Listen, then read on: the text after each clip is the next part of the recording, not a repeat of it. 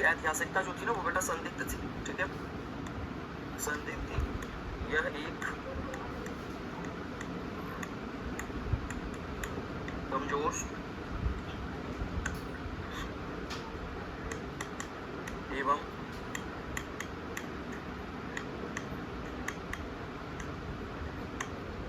अयोग्य शासक था, ठीक है ना, एक कमजोर एवं अयोग्य शासक था। इसकी पत्नी जो थी, इसकी वाइफ जो थी, है ना, इनकी पत्नी का नाम क्या था? पत्नी का नाम था ध्रुव देवी। ध्रुव देवी, और इतनी सुंदर थी ना कि इसे ध्रुव स्वामिनी भी कहा जाता था। ध्रुव स्वामिनी भी कहा जाता था, ठीक है। ध्रुव देवी या ध्रुव स्वामिनी के नाम से जाना जाता था किसको? रामगुप्त को, ठीक है। इसी के शासन काल में शक शासक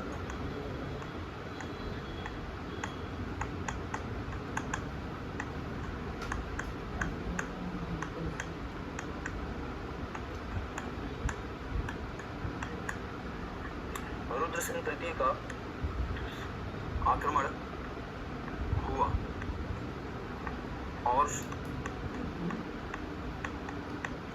इसने अपनी पत्नी को शक राजा के यहाँ भेजने का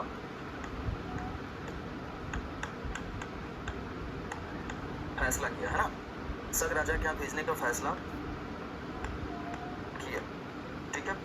हमने आपको कल बताया था कि रामगुप्त कमजोर था लेकिन इसकी पत्नी बहुत अच्छी थी, सुंदर थी, सबके निशाने वही रहती थी ना।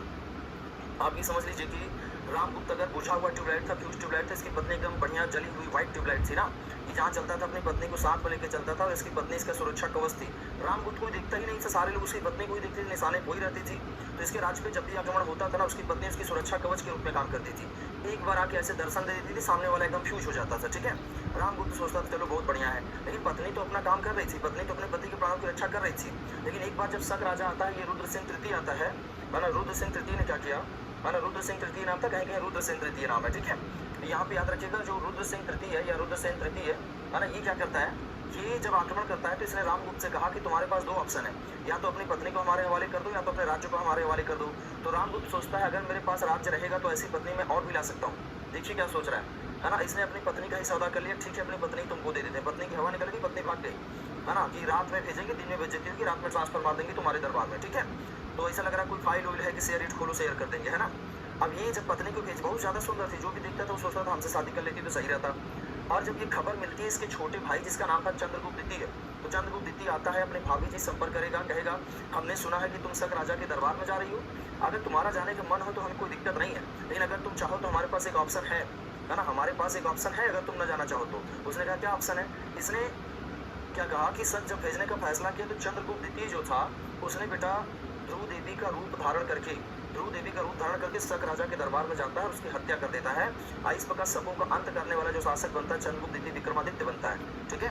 तो चंद्रगुप्त द्वितीय विक्रमादित्य शक राजा की हत्या करेगा, शक राजा की हत्या करके फिर आएगा, है ना, अपने भैया क्या नाम था, रामगुप्त की हत्या करेगा ना, रामगुप्त की हत्या करके और फिर अपना राज्याभिषेक कराएगा, ध्रुव देवी से विवाह कर लिया, उसका मिशन पूरा हो गया, ठीक है। वो चाहता तो वही था कि ध्रुव देवी हमारी पत्नी बन गई, है ना, लेकिन हाँ इसके लिए उसने भाई रिस्क लिया था, डर के आगे जीत है। इसके मन में आया होगा कुछ तूफानी करते हैं, या तो तुम्हें पा लेंगे या तो समाप्त हो जाएंगे, दो में से एक ही काम होगा, है ना। शक राजा से मोर्चा लिया, शक राजा को हरा दिया, पत्नी उसकी बन गई, राज्य भी उसका हो गया।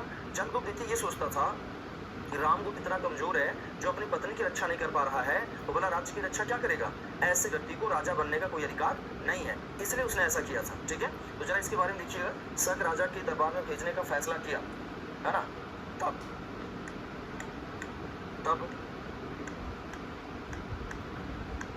चंद्रगुप्त द्वितीय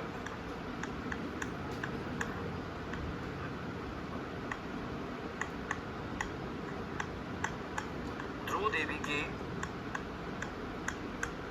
वेश में शक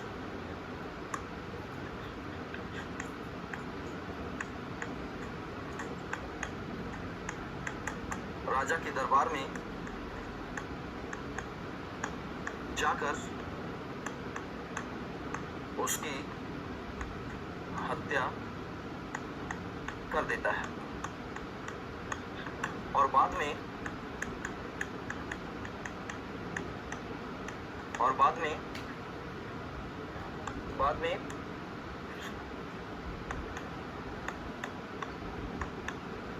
रामगुप्त की भी हत्या कर दिया। ठीक है, रामगुप्त की भी हत्या कर दिया। ठीक है, तो इसने दोनों को निपटा दिया और उसका चक्कर कौन था? ध्रुव देवी और राजा बनना। दोनों मिशन पूरा हो गया, रानी भी मिल गई, राजा भी बन गया। ठीक है, तो याद रखिएगा इसके बारे में जो रामगुप्त है इसकी ऐतिहासिकता बहुत संदिग्ध है, इसके बारे में कुछ स्पष्ट रूप से नहीं कहा जा सकता। ठीक है, कि रामगुप्त की ऐतिहासिकता संदिग्ध थी, यह एक कमजोर है ना एवं अयोग्य शासक था। याद रखिएगा इसका टाइम बेटा 375 से 380 तक माना जाता है। इसकी पत्नी का नाम आपको बताया क्या था? ध्रुव देवी था, है ना। इसे ध्रुव स्वामी के नाम से भी जाना जाता है। आपको पता है जयशंकर प्रसाद ने एक नाटक लिखा ध्रुव स्वामी, उसमें पूरी हिस्ट्री इन्हीं की दी गई है ना। ये था भी कि नहीं था, जैसा भी था इसके बारे में कुछ क्लियर नहीं है इतिहास में, इसीलिए हमने लिखा ऐतिहासिकता इसकी संदिग्ध है। तो अगर कभी क्वेश्चन पूछा जाए कि इस गुप्त शासक की ऐतिहासिकता संदिग्ध है, मतलब उसकी हिस्ट्री डाउटफुल है ना। तो history of Ramagupta was doubtful, है ना, because he was very weak and incapable and no any clear description available in the history। उसके बारे में इतिहास में कोई क्लियर अवेलेबल नहीं है ना। यहाँ पे याद रखिएगा, है ना। इसी के शासनकाल में शक शासक रुद्रसेन तृतीय, है ना। तो इसका नाम थोड़ा सा रुद्रसेन की जगह ना रुद्रसेन कर लीजिएगा। ठीक है, रुद्रसेन कर लीजिएगा, ज्यादातर जगह यही मिलता है, रुद्रसेन तृतीय। ठीक है, देखिए रुद्रसेन तृतीय का आक्रमण हुआ और इसने अपनी पत्नी को शक राजा के यहाँ भेजने का फैसला किया। ठीक है, तब चंद्रगुप्त द्वितीय ध्रुव देवी के वेश में, है ना, शक राजा के दरबार में जाकर उसकी हत्या कर देता है और बाद में रामगुप्त की भी हत्या कर दिया। तो अगर आपसे कभी पूछा जाए शकों का अंत करने वाला भारत से कौन था, तो आप क्या बताएंगे? शकों का अंत करने वाला बेटा भारत से कौन था? उसका नाम क्या था? चंद्रगुप्त द्वितीय। आज शकों को मारने के बाद, है ना, सॉरी सर लेट हो गया, कोई बात नहीं है। ठीक है, तो यहाँ पे याद रखिएगा हिमांशु सिंह कितने चंद्रगुप्त हैं गुरुजी? नहीं, गुप्त वंश में तो यही है ना, चंद्रगुप्त द्वितीय है, चंद्रगुप्त, हाँ चंद्रगुप्त द्वितीय एक ही है।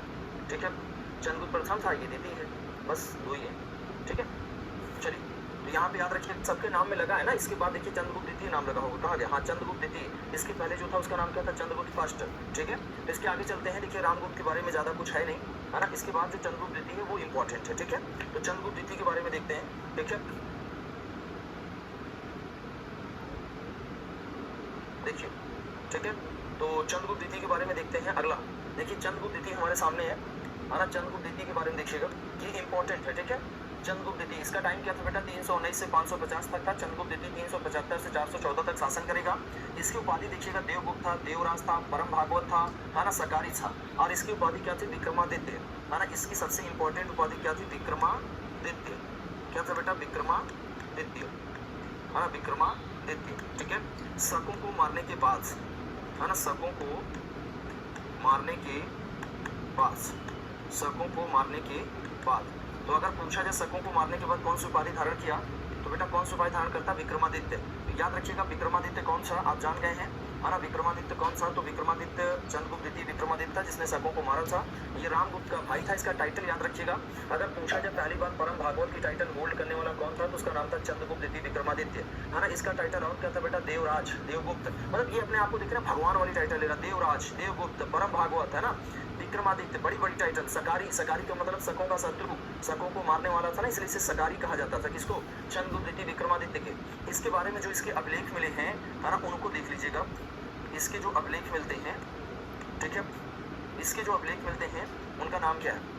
तो इसका जो अभिलेख मिलता है देखिए उसका नाम है मथुरा अभिलेख। कौन सा अभिलेख है बेटा? मथुरा अभिलेख, है ना। इसका जो अभिलेख मिला है वो कौन सा है? तो सारे बच्चे याद रखिएगा मथुरा अभिलेख। ठीक है, इसके बारे में जानकारी का जो स्रोत है वो कौन सा है? मथुरा अभिलेख, है ना। तो याद रखिएगा मथुरा अभिलेख इसका है। ठीक है, आपसे पूछा जाता है इसका अभिलेख कौन सा है, तो याद रखिएगा इसका अभिलेख है मथुरा अभिलेख, है ना। मथुरा अभिलेख है, उदयगिरी अभिलेख है। मथुरा अभिलेख कहाँ है? उत्तर प्रदेश में। उदयगिरी अभिलेख कहाँ बेटा? उड़ीसा में।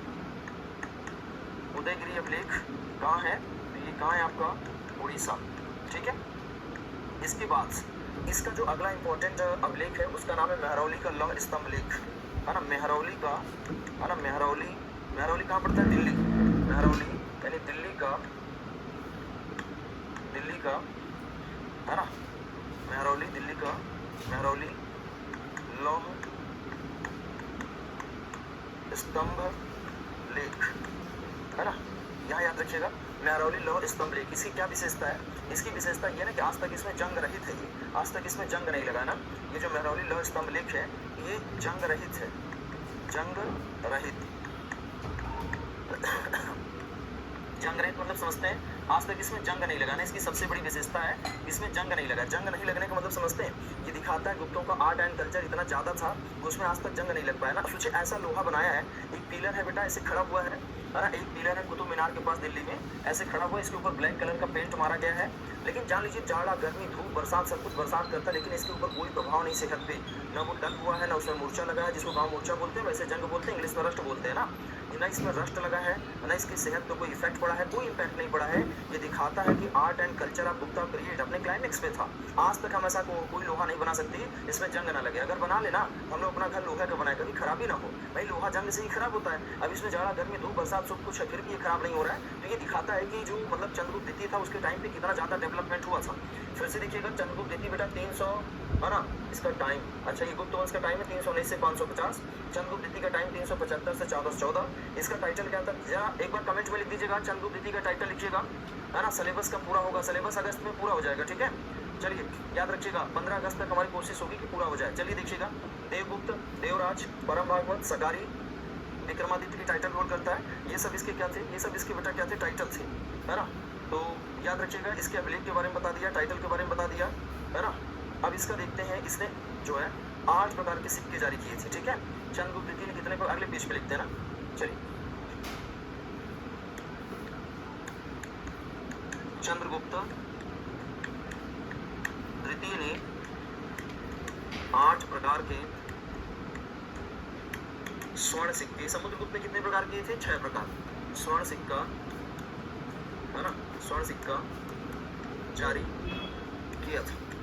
कितने प्रकार स्वर्ण सिक्का जारी किया था? 8 प्रकार का स्वर्ण सिक्का जारी किया था, ठीक है। तो याद रखिएगा अगर कभी पूछ लिया जाता है समुद्रगुप्त ने कितने प्रकार का स्वर्ण सिक्का जारी किया था बेटा, तो 8 प्रकार का स्वर्ण सिक्का जारी करता है ना। जबकि इसके पहले वाला जो समुद्रगुप्त था 6 प्रकार, चंद्रगुप्त द्वितीय ने कितना प्रकार किया? 8 प्रकार का किया, ठीक है। 8 प्रकार के सोने का सिक्का जारी करता है, जारी किया था। एवं शकों को मारने के बाद, शकों को परास्त करने के बाद, परास्त करने के बाद, है ना, यह गुप्त वंश का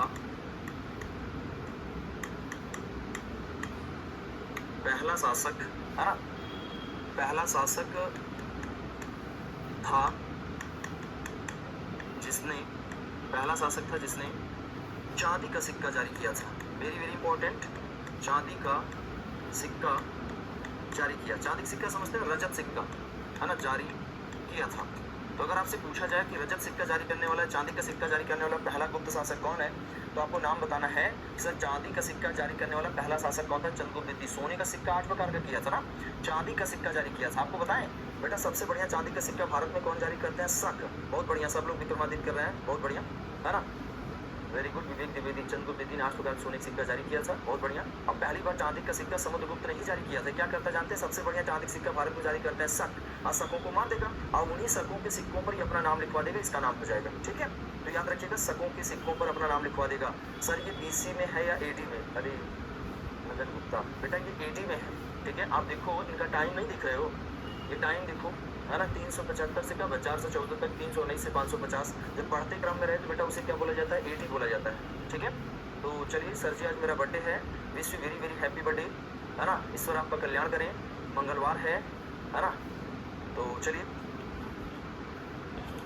यहाँ पे याद रखिएगा, है ना। इसके आगे चलते हैं, ठीक है। चांदी का सिक्का भी जारी करने वाला पहला गुप्त शासक कौन था? उसका नाम था चंद्रगुप्त द्वितीय। क्या नाम था उसका? चंद्रगुप्त द्वितीय, ठीक है। इसके बारे में आगे बताते हैं। देखिए चंद्रगुप्त द्वितीय के पास दो राजधानी थी ना। चंद्रगुप्त द्वितीय की राजधानी, सबसे पहले तो इसकी पत्नी के बारे में बता दें क्या? चलिए अच्छा, ठीक है, पहले राजधानी देख लीजिए फिर पत्नी देखते हैं, ठीक है। इसके पास जो राजधानी है ना, राजधानी समझते हैं ना, कैपिटल। इसके पास दो राजधानी थी, एक तो बेटा इनकी राजधानी पहले से ही पाटलिपुत्र थी। कौन राजधानी थी? तो याद रखिएगा पाटलिपुत्र, ठीक है। अब एक राजधानी इनकी कौन सी हो गई थी? उज्जैन, ठीक है। कौन सी राजधानी हो गई थी? उज्जैन। तो आज से पूछा जाए चंद्रगुप्त द्वितीय के पास कितनी राजधानी थी, तो आप बताएंगे दो राजधानी थी, पाटलिपुत्र और उज्जैन। पाटलिपुत्र इनकी कैसी राजधानी थी? तो ये पॉलिटिकल थी। पाटलिपुत्र कैसी थी? तो आपको बताना है कि सर ये जो है पॉलिटिकल कैपिटल है ना, राजनीतिक राजधानी थी। और ये जो उज्जैन था ये कैसा था? कल्चरल कैपिटल है ना, कल्चरल कैपिटल, ठीक है। तो यहाँ पे याद रखिएगा सांस्कृतिक राजधानी थी ना, पाटलिपुत्र और उज्जैन, ठीक है। इसके पास कितनी राजधानी थी? कमेंट कर दीजिएगा, दो राजधानी थी, ठीक है। यहाँ पे दो राजधानी थी, सब है?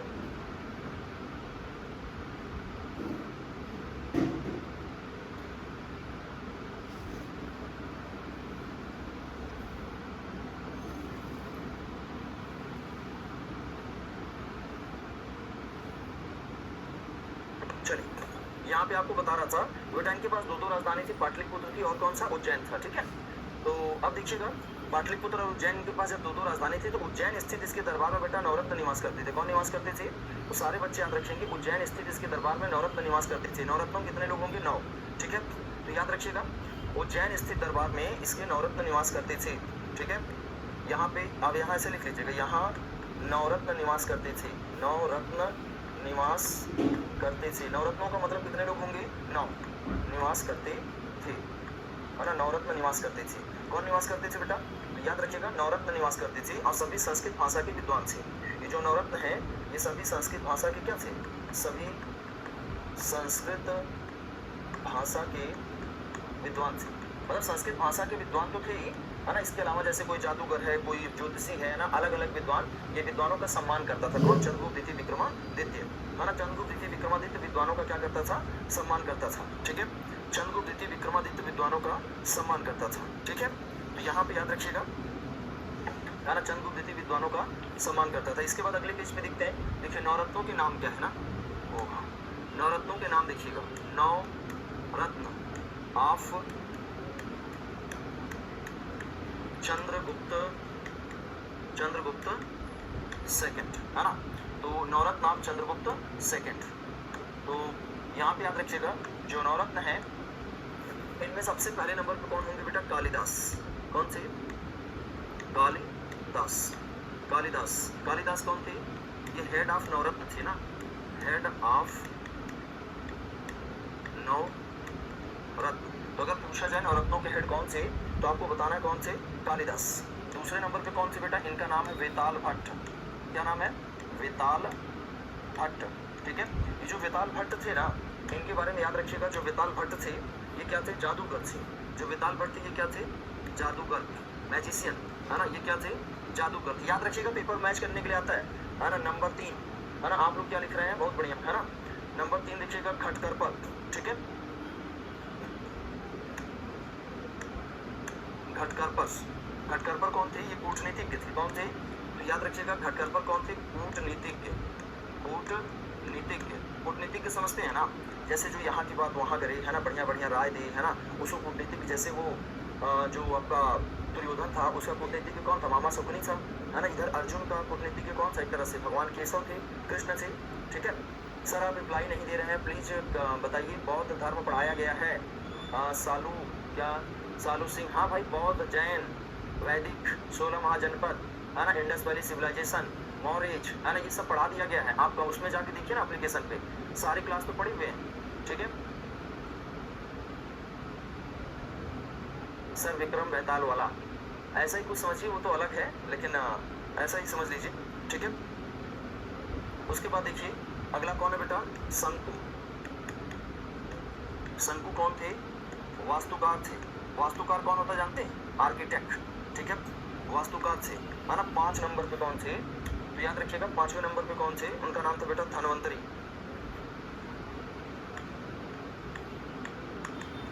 धनवंतरी, ये धनवंतरी कौन थे? इनकी पूजा की जाती दिवाली के दिन ना। ये चिकित्सक थे। क्या थे? चिकित्सक, ठीक है, सारे बच्चे कमेंट करते चलेंगे। कालिदास, बेताल भट्ट, घटकरपर, शंकु, धनवंतरी, है ना, छपड़क, वराहमिहिर, वररुचि, है ना, ये सब इनके क्या थे, नवरत्नों में शामिल थे। बहुत बढ़िया, ठीक है। अंजलि चौबे, ठीक है। उसके बाद देखिएगा अमर सिंह, कौन है बेटा, तो याद रखिएगा अमर सिंह। अमर सिंह कौन थे, कोस्टगार्ड थे, है ना। अमर सिंह कौन थे, तो याद रखिएगा अमर सिंह कौन थे बेटा, कोस्टगार्ड, ठीक है। अमर सिंह कौन थे, कोस्टगार्ड थे ना। अमर सिंह कौन थे, कोस्टगार्ड थे, ठीक है।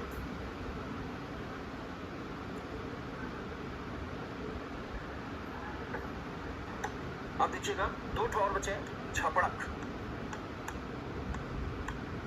छपड़क लिखा है क्या, कालिदास, बेताल भट्ट, घटकरपर, शंकु, धनवंतरी, छपड़क, ठीक है।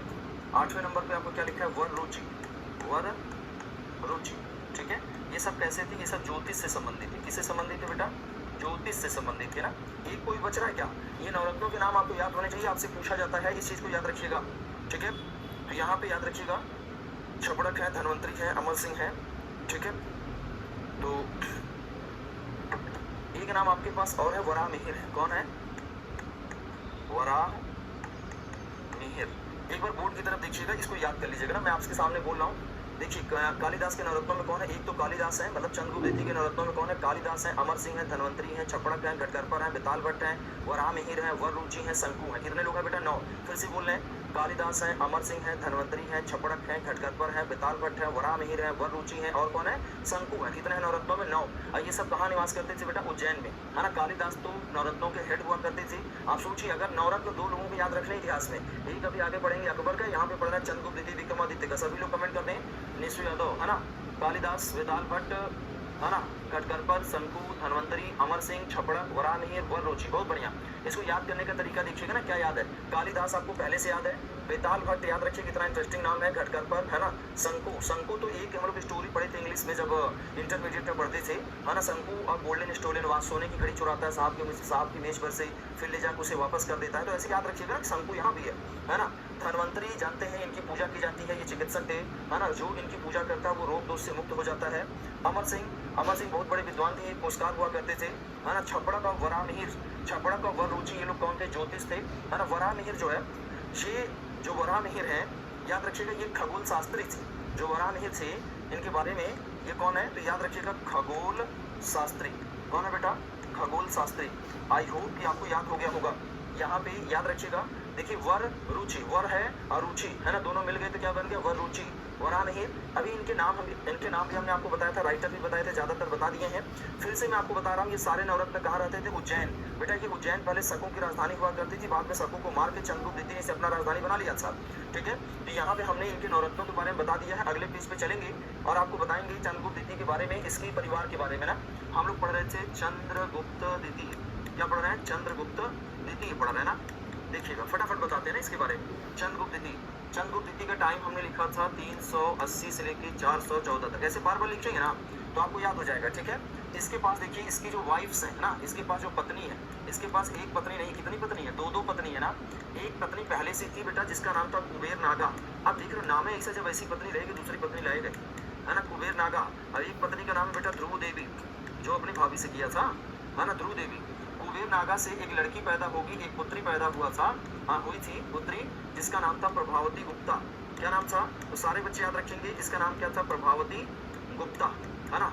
इसका नाम क्या था, प्रभावती गुप्ता। ध्रुव देवी से 2 लड़के पैदा हुए थे, एक का नाम था आपका कुमार गुप्त फर्स्ट।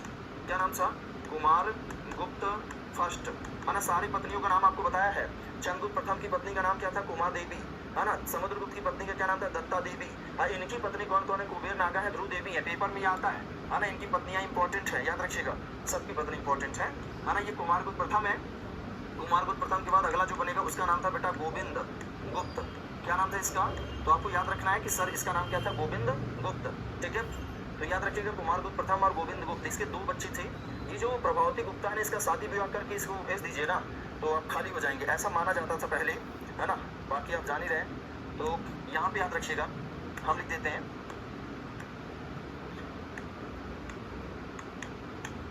प्रभावती गुप्ता का विवाह, प्रभावती गुप्ता का विवाह वाकाटक वंश के नरेश, वाकाटक वंश के नरेश, है ना, रुद्रसेन द्वितीय के साथ, है ना, रुद्रसेन द्वितीय के साथ कर दिया गया था, कर दिया गया। तो एक चीज याद रखिएगा कि बेटा जो गुप्त है ना, इनकी जाति वैसे बताई गई है, और जो वाकाटक वंश है कौन सा ब्राह्मण वंश है। इसका मतलब कि इंटरकास्ट मैरिज होती तो उस समय कोई दिक्कत नहीं था। बड़े आदमी पहले भी इंटरकास्ट मैरिज करते थे, अब भी करते हैं, उनको कोई बोलता नहीं है। छोटा आदमी करता है तो ये सब दिक्कतें आती हैं, ठीक है। तो यहाँ पे याद रखिएगा, है ना, यहाँ पे जो वाकाटक वंश है बेटा, ये कौन सा वंश है, तो याद रखिएगा दक्षिण का ब्राह्मण वंश था ना, ब्राह्मण वंश, ठीक है। तो ब्राह्मण वंश में इनका विवाह होता है। तो अगर क्वेश्चन आ जाएगा कि क्या अंतर जाति विवाह होती, तो आप क्या लगाएंगे, यस, ठीक है। तो यहाँ पे याद रखिएगा। बाद में जानते हैं, बाद में वाकाटक वंश के जो शासक है रुद्रसेन द्वितीय की मृत्यु हो जाती है। द्वितीय की, ये जो रुद्रसेन द्वितीय हैं, इनकी मृत्यु हो जाएगी। मृत्यु के बाद फिर प्रभावती गुप्ता ने एज ए शासिका के रूप में काम किया था। पूरी गुप्त वंश की एकमात्र महिला है जिसने शासिका के रूप में काम किया। थोड़ा स्टोरी बता दें बेटा, जो प्रभावती गुप्ता, इसके दो लड़के पैदा हुए थे ना, दामोदर सेन और दामोदर गुप्त करके थे दो लड़के। आज उन्हीं दोनों की संरक्षिका के रूप में इसने शासन किया था। इस लाइन को मैं लिख देता हूँ ना, तो यहाँ पे देखिएगा, प्रभावती गुप्ता ने, ये सारे क्वेश्चन पेपर में आएंगे। प्रभावती गुप्त ने, है ना, शासिका के रूप में भी, शासिका के रूप में भी शासन किया है, ठीक है। तो प्रभावती गुप्ता ने शासिका के रूप में भी शासन किया है, याद रखिएगा। अगर मान लीजिए कमेंट जरा कर दीजिएगा, अगर आपसे पूछा जाए शासिका के रूप में शासन करने वाले कौन था, सर रामगुप्त का कोई औलाद नहीं था क्या, अभिषेक दुबे। अरे रामगुप्त किसी लायक नहीं था, औलाद कैसे पैदा हो जाएगा ना, वो तो बस खुद ही पैदा हुआ था, बोझ हो गया था धरती पे, खुद ही मर गया था, ठीक है। रामगुप्त में कोई कैपेबिलिटी नहीं थी, वो पर्सनल लाइफ में, प्रोफेशनल लाइफ में, दोनों में फेल था ना, तभी तो पूरा फायदा उठा लिया कौन, चंद्रगुप्त द्वितीय विक्रमादित्य, ठीक है। वो रुद्रसेन तृतीय था, ये रुद्रसेन द्वितीय है, वो दूसरे वंश का, ये दूसरे वंश का है, ठीक है। स्नेहा मिश्रा बेटा वो अलग है, ये अलग है ना, उसका वंश अलग है, इसका वंश अलग है, ठीक है। चलिए, है ना, आगे बढ़ जाते हैं नेक्स्ट, ठीक है। अब ये जो चंद्रगुप्त द्वितीय है, इसके बारे में देखिएगा, है ना। इसी के टाइम पे प्रथम चीनी यात्री भारत आता है, जिसका नाम था फायान। क्या नाम था, तो याद रखिएगा फायान, ठीक है, फायान। ये 399 में आता है और 414 में चला जाता है, ठीक है। तो याद रखिएगा फायान, भारत आने वाला प्रथम चीनी यात्री, भारत आने वाला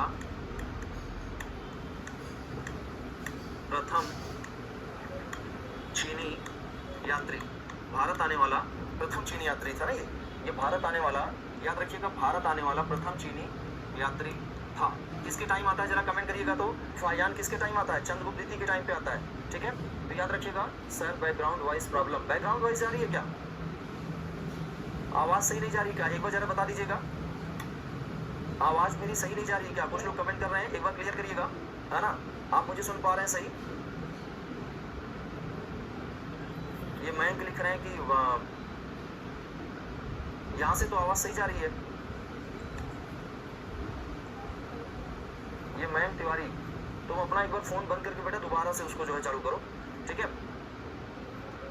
no sir all clear sound, Abhishek Dubey, okay thank you, है ना। यहाँ देखिएगा, भारत आने वाला प्रथम चीनी यात्री कौन था बेटा, फायान। इसका मूल नाम क्या था, तो याद रखिएगा, इसका मूल नाम क्या था, मूल नाम इनका क्या था बेटा, कुड़, मूल नाम क्या था इनका, कुड़। तो याद रखिएगा मूल नाम क्या था, कुड़। जो फायान आता है भारत में किताब लिखता है, और किताब का इसके नाम क्या था, तो याद रखिएगा फो क्यो की, फो क्यो की, चीनी भाषा में, है ना, फो क्यो की, ऐसे याद रखिएगा ना, कि फोन क्यों की, मना किए थे तभी फोन की ना, तो सारे बच्चे याद रखेंगे। इनका मूल नाम क्या था, कुड़ था ना, और इनका वैसे किताब का नाम क्या है, फो क्यो की।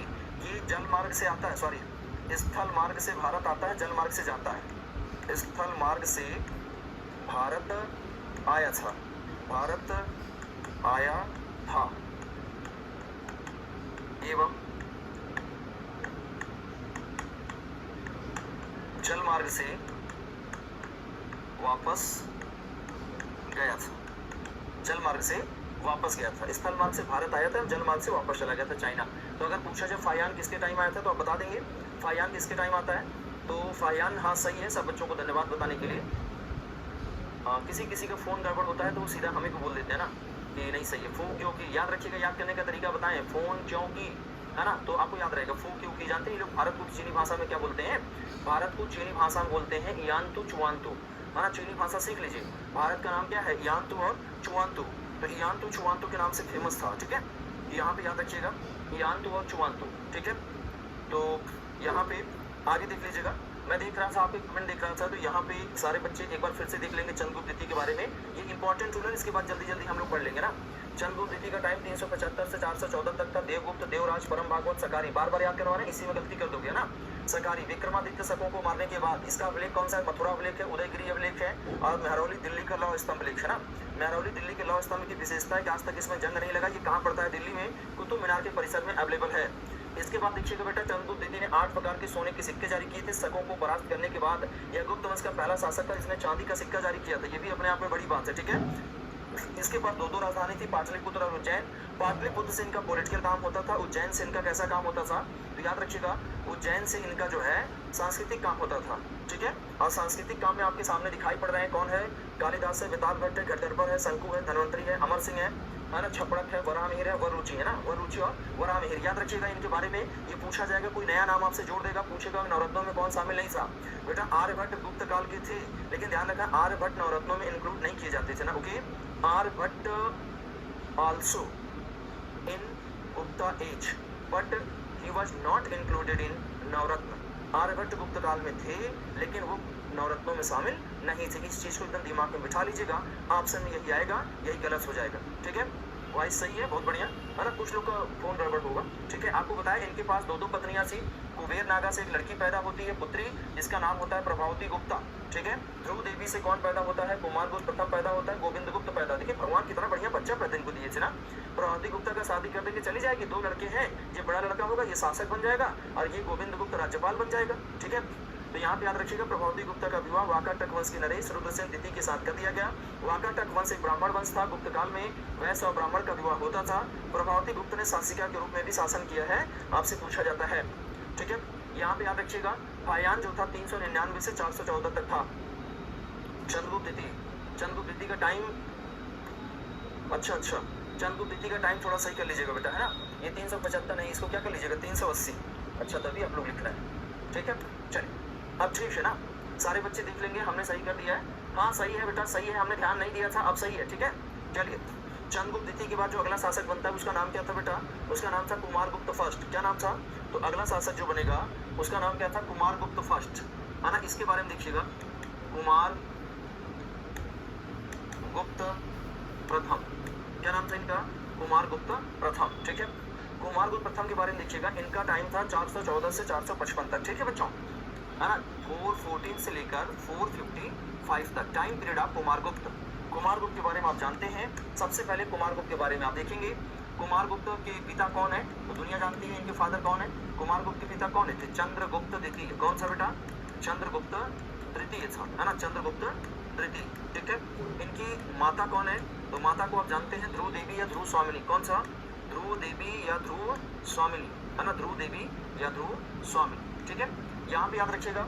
इसके बाद जो कुमारगुप्त है ना, इनकी पत्नी के बारे में देख लीजिएगा, है ना। इनकी पत्नी इंपॉर्टेंट पत्नी है, उसका नाम है ना। तो इनके पास 2 पत्नी थी, पापा से मोटिवेटेड था ना, अपने पापा इतनी सारी पत्नी जुटाए थे, ये भी अपना जुटा लिया था, ठीक है।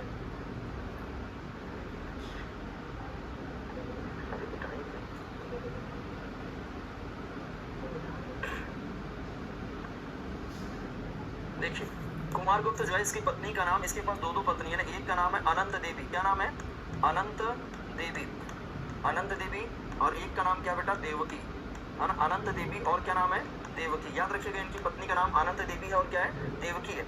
और जो इसका अभिलेख है ना, अभिलेख छोड़िए इसका, है ना, इसकी उपाधि देखिएगा पहले ना, इसका टाइटल देखिएगा। इसका टाइटल, इसके पापा की टाइटल क्या थी बेटा, विक्रमादित्य। इसकी टाइटल क्या होगी, महेंद्रादित्य। कौन सा टाइटल होगा, तो याद रखिएगा महेंद्रादित्य, है ना। ये सब बड़े आसान टाइप के हैं। अभी आप पढ़ लीजिए, जब आपको क्वेश्चन कराएंगे ना, तो आप देखेंगे कि फटाफट आप सॉल्व कर लेंगे, क्वेश्चन करते ही सब कुछ क्लियर हो जाएगा, ठीक है। तो चलिए आगे बढ़ते हैं, है ना।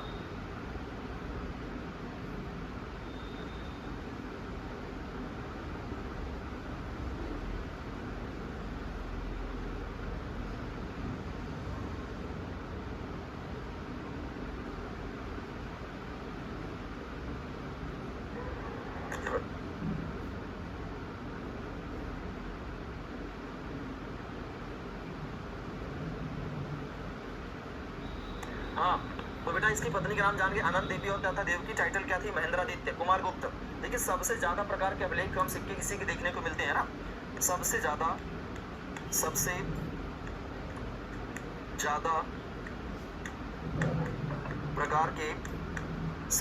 प्रकार के अभिलेख एवं सिक्का, सबसे ज्यादा प्रकार का अभिलेख एवं सिक्का कुमारगुप्त प्रथम के ही मिलते हैं, है ना। सिक्का कुमारगुप्त, ठीक है। तो अगर आपसे पूछा जाए सबसे ज्यादा प्रकार के अभिलेख एवं सिक्के किसके मिलते हैं, तो याद रखिएगा बेटा किसके मिलते हैं, कुमारगुप्त प्रथम के मिलते हैं ना। सबसे ज्यादा प्रकार के अभिलेख एवं सिक्के किसके मिलते हैं, तो सारे बच्चे याद रखिएगा कुमारगुप्त प्रथम के मिलते हैं, ये बड़ा इंपॉर्टेंट है। तो याद रखिएगा सबसे ज्यादा प्रकार के अभिलेख एवं सिक्के किसी के मिलते हैं ना, कुल 18 प्रकार के अभिलेख मिलते हैं इसके। यहाँ पे याद रखिएगा अभिलेख कई प्रकार के मिलते हैं, 18 प्रकार के, सोचिए 18 प्रकार के अभिलेख, है ना। सिक्का इसका 14 या 15 प्रकार के सिक्के, 14 या 15 प्रकार के सिक्के मिलते हैं ना, 14 या 15 प्रकार के सिक्के मिलते हैं, 18 प्रकार के अभिलेख मिलते हैं, है ना। कुमारगुप्त प्रथम के बारे में, है ना, इसके बारे में आप जान गए। अनंत देवी इसकी पत्नी थी, देव की पत्नी थी, उपाधि महेंद्रादित्य थी, है ना। इसका सबसे ज्यादा प्रकार के अभिलेख हम सिक्का इसी के मिलते हैं। अब कुछ अभिलेख 2-4 मैं आपको बता देता हूँ, ठीक है। तो याद रखिएगा इसका जो अभिलेख है कुमारगुप्त का, है ना, तो यहाँ पे याद रखिएगा जो कुमारगुप्त का सबसे इंपॉर्टेंट अभिलेख है ना, उसके बारे में चर्चा कर लेते हैं। कुमारगुप्त का जो सबसे इंपॉर्टेंट अभिलेख है,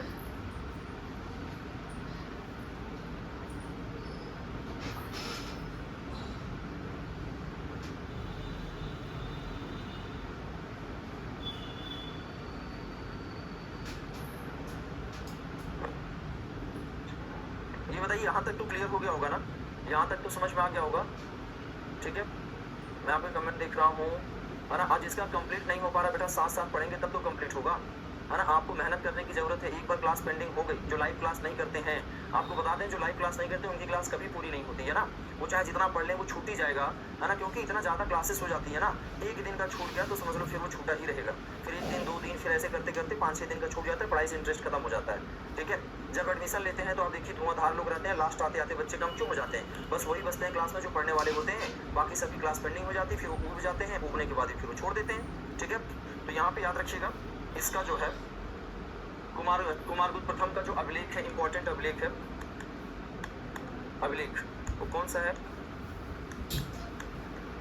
बिलसड़ अभिलेख, बिलसड़ अभिलेख है, गढ़वा अभिलेख है ना। और कौन सा अभिलेख है, मंदसौर अभिलेख है ना। कौन सा अभिलेख है बेटा, मंदसौर अभिलेख, ठीक है। ये मंदसौर अभिलेख इसका कहाँ पड़ता है,